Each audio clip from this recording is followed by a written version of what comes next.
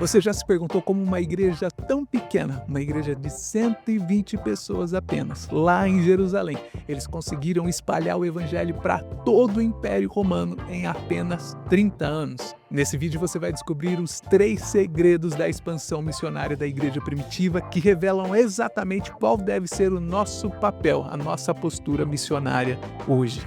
Então hoje eu quero mostrar para você por que a igreja neotestamentária, ela não apenas sobreviveu às perseguições, mas ela também cresceu de uma forma explosiva. E como você pode aplicar esses mesmos princípios na sua vida cristã no dia de hoje. Olá, seja muito bem-vindo ao nosso canal Bíblia Talk. Meu nome é Renato Neves e eu quero te dizer que durante todos esses anos servindo a Deus, servindo um ministério local, eu acompanhei o crescimento da igreja. E uma coisa que sempre me impressionou foi como que a igreja primitiva conseguiu se expandir de forma tão poderosa, mesmo enfrentando perseguições, mesmo enfrentando prisões, mesmo enfrentando até mesmo a morte. E hoje, estudando a lição 6 do nosso trimestre sobre missões, eu quero compartilhar com você uma descoberta que tem o poder de revolucionar completamente a nossa compreensão sobre o que significa ser uma igreja missionária nesse século, no século 21 que nós estamos vivendo. Então, como nós vimos na lição de número 1, quando nós falamos sobre a grande comissão, nós vemos que Jesus ele deixou muito claro que a missão da igreja não é opcional, é um imperativo. E lá na lição 2 e 3 nós vimos como Israel foi chamado para ser luz das nações e como isso se conecta com os atributos missionários de Deus. Mas agora nós chegamos a um ponto crucial. Qual que é esse ponto, Renato? Como a igreja neotestamentária, ela cumpriu essa vocação de uma forma prática, eficaz e transformadora. Então escuta só o que aconteceu logo depois da ressurreição de Jesus.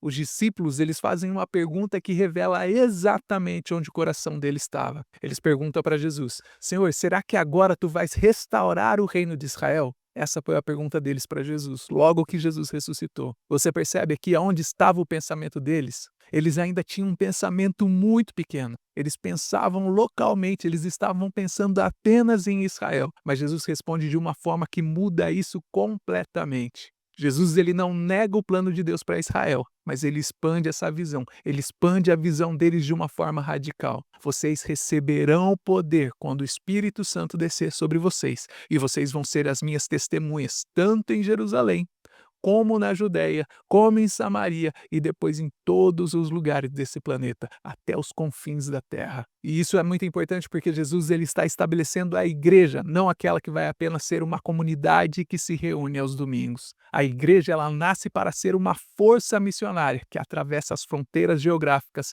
atravessa fronteiras culturais e sociais. Agora escuta isso, lá no versículo 11 de Atos capítulo 1, quando Jesus ele ascende ao céu, quando ele está subindo para os céus, um anjo faz uma pergunta profética para os discípulos. O que é que ele pergunta? Ele pergunta para eles assim: por que vocês estão olhando para o céu? É como se ele estivesse dizendo: pare de ficar olhando para cima, pare de ficar olhando para o céu. Você tem muito trabalho para fazer aqui na terra. E isso me lembra uma situação que eu vivi aqui no Ministério de Brasileiros em Vancouver, no Canadá, onde algumas pessoas ficavam focadas em coisas sobrenaturais, enquanto eles se esqueciam das suas responsabilidades práticas ministeriais e da missão que Deus nos deu. Um líder de um departamento chegou para mim e falou assim: olha, Renato, eu estou entregando esse departamento agora de volta na sua mão, porque Deus falou comigo que para Ele me dar coisas novas para fazer, eu preciso te entregar isso. Aí eu perguntei para ele: foi Deus mesmo que falou isso para você? Ele falou: não, Deus falou exatamente isso para mim. Então a igreja primitiva ela entendeu que espiritualidade verdadeiramente ela se manifesta quando nós nos engajamos em missões. E é exatamente isso que acontece no dia de Pentecostes. O Espírito Santo desce e imediatamente pessoas de diversas nações, de diversas tribos, elas ouvem o evangelho na sua própria língua. Então, desde o primeiro dia, a igreja ela já demonstra a sua natureza multicultural e missionária. Então, se a nossa igreja local ela não tem uma visão missionária clara, eu quero te dizer que está faltando algo no nosso DNA espiritual. Como Jesus disse em Gálatas, em Cristo não há divisões de povos, raças ou etnias. Então a igreja é por definição missionária, ou ela não é uma igreja. Só que o segundo ponto nos mostra algo ainda muito mais profundo sobre como a igreja primitiva operava. Quando nós olhamos para a vida do apóstolo Paulo, que é considerado um dos maiores missionários de todos os tempos, nós vemos que Paulo realizou 3 viagens missionárias estratégicas que estabeleceram igrejas e lideranças em toda a Ásia Menor, na Macedônia, na Grécia e até na Itália. Mas o que me chama a atenção aqui não é apenas onde ele foi, mas como ele operava. Primeiro, Paulo ele sempre começava nas sinagogas, porque ele entendia que o evangelho ele era primeiro para os judeus e aí sim depois para o grego, conforme nós podemos ver lá em Romanos capítulo 1, no versículo 16. Nós vemos que Paulo ele respeitava o plano progressivo de Deus, mas ele não se limitava só a ele. Segundo lugar, Paulo ele plantava igrejas locais. Só que ele não ficava lá dependendo financeiramente daquela igreja. A igreja que Paulo plantava não era um ganha-pão para ele se alimentar e satisfazer todos os seus desejos e ter uma liberdade financeira. E isso demonstra que a missão ela não pode ser motivada por ganância ou por interesses pessoais. E, em terceiro lugar, Paulo ele sempre estabelecia lideranças locais, ou seja, ele não criava uma dependência da presença dele, mas ele capacitava presbíteros e diáconos para continuarem a obra que ele iniciou. Em Atos capítulo 14, no versículo 23, a Bíblia diz que Paulo e Barnabé, eles designaram presbíteros para cada igreja. E quer saber o que mais me impressiona aqui no ministério de Paulo? Ele escrevia cartas para cada uma dessas igrejas que ele plantava.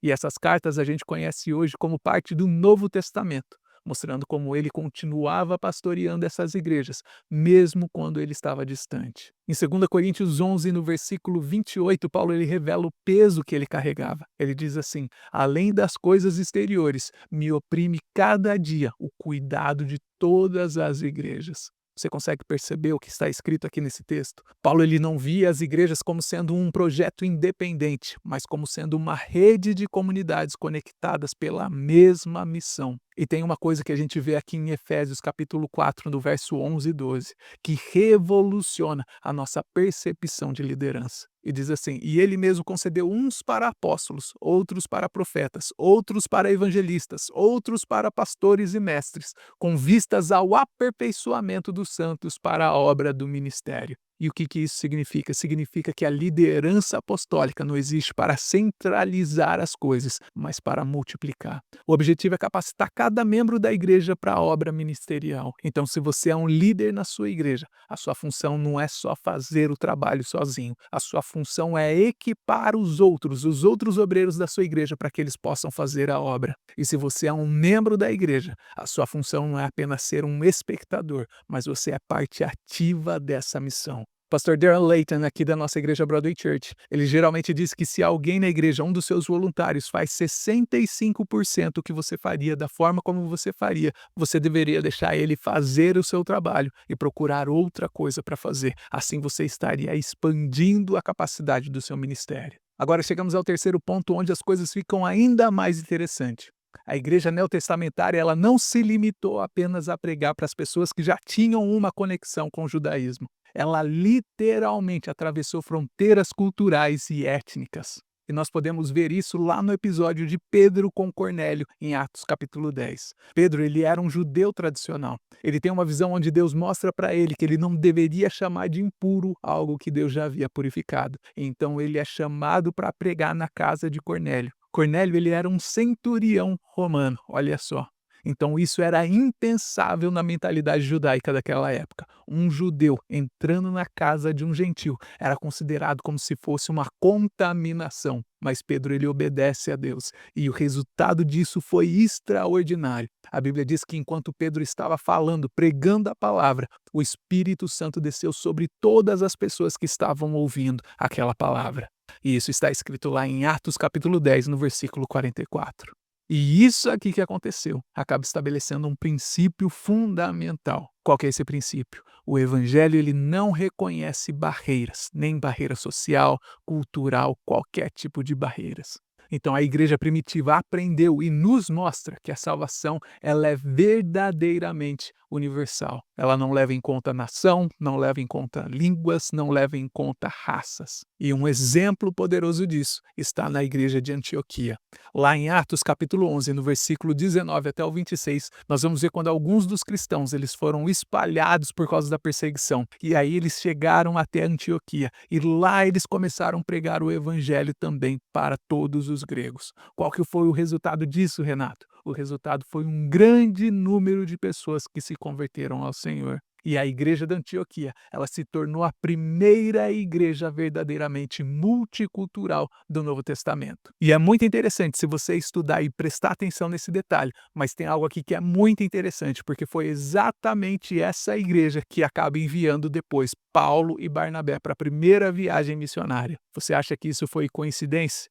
Eu não acredito em coincidência, foi uma cristocidência aqui que aconteceu. Uma igreja que entende a diversidade cultural, ela tem facilidade de enviar missionários, porque ela já vive essa experiência de integrar pessoas diferentes dentro da sua comunidade. Então eles entenderam que a unidade cristã não tem nada a ver com a uniformidade cultural. E tem uma passagem em Apocalipse, capítulo 7, no versículo 9, que antecipa exatamente isso. Diz assim: viu uma grande multidão que ninguém podia enumerar, de todas as nações, de todas as tribos, de todos os povos e línguas, em pé diante do trono e diante do Cordeiro. O que isso significa? Significa que a diversidade cultural não é um problema para ser resolvido, mas é uma riqueza a ser celebrada dentro de cada uma das nossas igrejas. E o que nós podemos perceber? Nós percebemos que a igreja primitiva ela entendeu que as diferentes culturas elas podem expressar uma mesma forma legítima de adorar a Deus.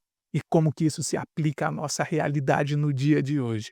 Se a nossa igreja local não tiver abertura para pessoas diferentes, de classes sociais diferentes, de diferentes históricos, de diferentes culturas, nós estamos perdendo algo essencial do evangelho. Paulo ele deixa isso muito claro lá em Gálatas, capítulo 3, no versículo 28. Ele diz: não há judeu nem grego, não há servo nem livre, não há macho nem fêmea, porque todos vós sois um em Cristo Jesus. E você sabe qual que é a beleza disso? A beleza disso está que quando a igreja vive essa realidade, ela se torna uma demonstração prática do reino de Deus. As pessoas veem algo que não existe em nenhum outro lugar, uma comunidade onde o amor supera preconceitos, onde a diferença se tornam pontes e não muros. Como eu já te disse antes nessa aula, eu já vivi isso, eu já vi diferentes culturas se encontrando dentro da casa de Deus. Eu tive o privilégio de ver isso dentro da igreja Broadway Church aqui em Vancouver, onde nós temos pessoas de todos os lugares do mundo, africanos, nós temos mexicanos, nós temos filipinos, nós temos pessoas de todos os lugares. Mas nós vimos isso também dentro do nosso próprio Ministério de Brasileiros, pessoas de todas as regiões do Brasil. E não somente isso, pessoas de completamente backgrounds diferentes. Nós temos pessoas assembleanas, nós temos pessoas da presbiteriana, nós temos pessoas batistas. E a coisa mais bonita que se tem dentro do nosso Ministério de Brasileiros e que precisa ser preservado é a nossa vontade de servir a Deus juntos. Nós vemos assembleanos trabalhando com batistas, batistas trabalhando com presbiterianos e todos estão juntos para a glória do Senhor Jesus, apesar do seu conhecimento, apesar da sua base teológica. E isso sim é literalmente um milagre sociológico que só o Evangelho pode produzir. Então, quando nós estudarmos a lição de número 9, nós vamos aprofundar ainda mais o que nós estamos falando sobre a preparação missionária. Mas já ficou muito claro para mim e para você. A igreja que quer ser relevante missionariamente, ela precisa primeiro aprender a ser diversa localmente. E se esse conteúdo falou com você sobre a vocação missionária, então o seu próximo passo é assistir o vídeo que está aparecendo aqui, onde eu vou explicar para você como desenvolver uma mentalidade missionária pessoal que transforma não apenas a sua vida espiritual, mas também o seu testemunho no seu trabalho, o seu testemunho na sua família e na sua comunidade. E se esse estudo de hoje falou no seu coração, eu gostaria que você compartilhasse com alguém que precisa ouvir isso hoje também. E não esquece já de deixar o seu like, de se inscrever nesse canal, para que a gente possa espalhar ainda mais essa mensagem do Evangelho. Que Deus em Cristo te abençoe e eu te vejo no próximo vídeo, se Ele assim nos permitir.